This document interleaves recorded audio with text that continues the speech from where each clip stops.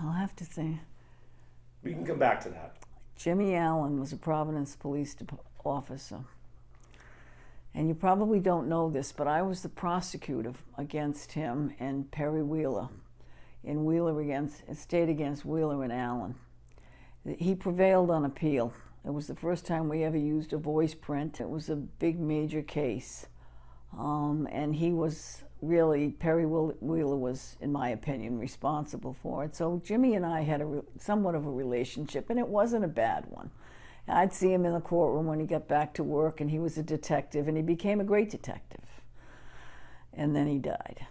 And that opinion lives. I wrote that opinion. And it's very sad, very, very sad. Why?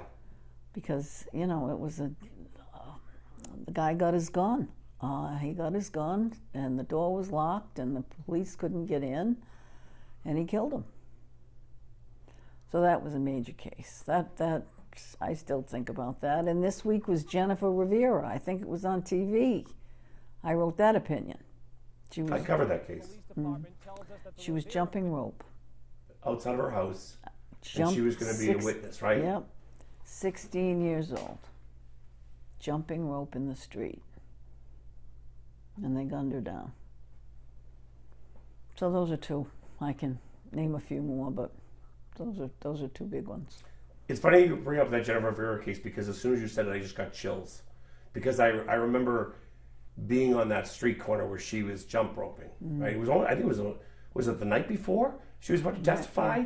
Night and before. This was going to be a Sunday. Yeah, it was something. Nice before. This was going to be a done deal. She was just out with all those kids, and all of a sudden, you probably remember when you got the news. Senseless. Well, I got the news the next day because I was on this court by then. I mean, I wasn't the trial judge or anything, but it was just a senseless homicide.